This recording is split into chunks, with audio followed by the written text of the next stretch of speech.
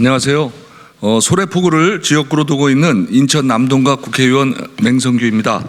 1년간 예산결산특별위원회 간사를 하면서 추경 3번, 그리고 결산 1번, 예산 1번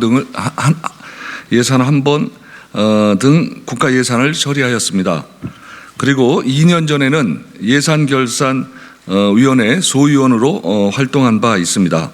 예산 심의를 하는 동안에 국회가 무력하게 기재부의 주장에 따를 수밖에 없는 현실에 고민을 하게 되었고, 이는 단순하게 헌법에 명시된 정부 증액 동의 때문만이 아니다라는 사실을 알게 되었습니다.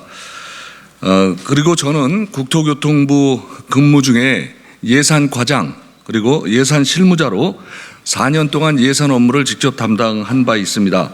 그 당시에는 국토교통부 예산 소관 업무에 대해 세세히 검토하고 살펴볼 수가 있었습니다. 그런데 지난번 작년 본예산 예산 심의 때는 약 8,800개의 여개의 세부 사업 중에 예산 결산 소위에서는 약 1,700개 정도밖에 검토를 할 수가 없었습니다. 문제가 제기되거나 관심 있는 사업 외에는 한 7천여 개는 검토를 할 수가 없는 상황이었습니다. 이는 현재의 예산 시스템으로는 예산안을 제대로 심사할 수 없기 때문입니다. 우선 예산 편성이 기본적으로 점징주의에 기반해서 편성됩니다. 그래서 한번 편성된 예산은 수혜계층의 저항으로 표를 의식하는 국회에서는 현실적으로 삭감하기가 어렵습니다. 또 유사중복 예산은 부처 이기주의로 역시 삭감하기가 어렵습니다.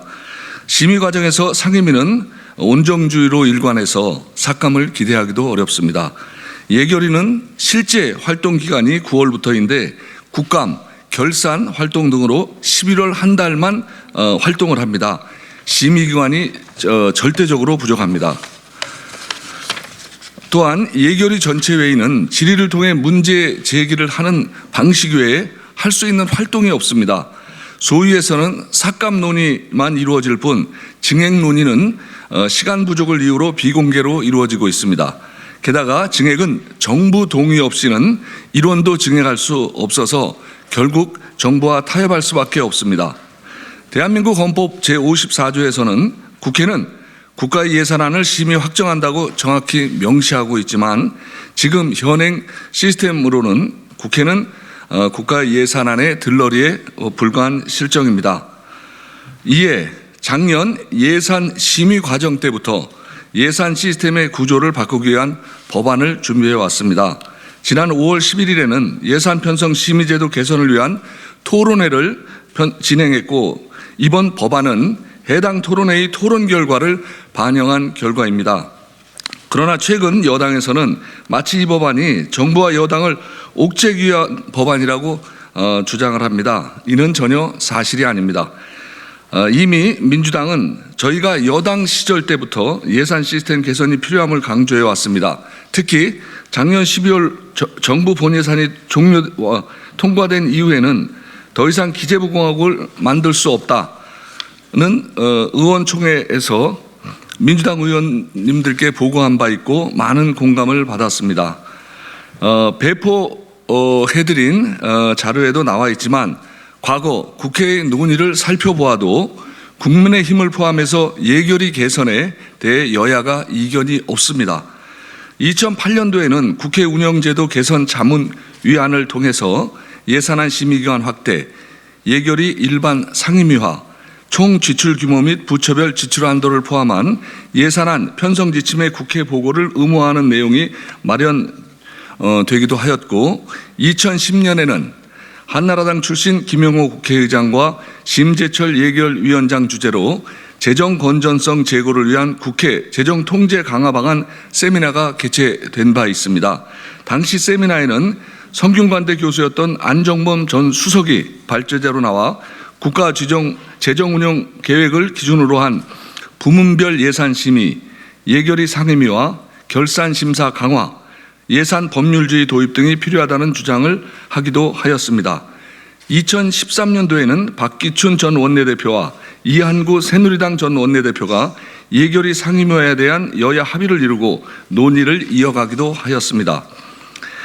2016년 예결위원장을 역임한 김재경 새누리당 국회의원 역시 누가 여야가 될지 모르는 상황에서 원칙대로 국가를 위해 얼마나 효율적으로 운영할 수 있느냐를 봐야 한다. 볼 것도 없이 상임위로 만드는 것이 맞다라고 언급을 하였습니다. 이렇듯 국회 예산심의권 강화 방안에 대해서는 과거부터 여야가 따로 없습니다. 민주당은 야당 시절부터 꾸준히 주장해왔고 국민의힘에서도 그 필요성을 강하게 언급했던 법안입니다. 이러한 법안을 이제 와서 발목 잡기 프레임으로 몰아가는 것은 다른 의도를 가진 것이라고밖에 생각할 수 없습니다. 예산안 심의를 보다 심도 있게 하기 위한 법안을 예산안이 국민을 위해 사용될 수 있도록 하는 법안을 경쟁의 대상으로 삼지 말아 주시기를 바랍니다. 법안이 개정안이 통과가 되면 가장 힘들어지는 부분은 아마 기재부일 겁니다. 그리고 가장 혜택을 받는 역시 계층은 국민이실 것입니다. 앞으로 우리 사회는 코로나 사태와 같이 예측할 수 없는 문제 상황에 직면하게 될 것입니다. 그리고 국민의 삶을 위해 사회 각 분야에서 많은 재원이 필요로 할 것입니다. 국민의힘에서도 헌법에 보장된 국회의 예산 심의 확정 기능이 제 기능을 발휘할 수 있도록 동법안 논의에 적극 참여해 주실 것을 요청드립니다.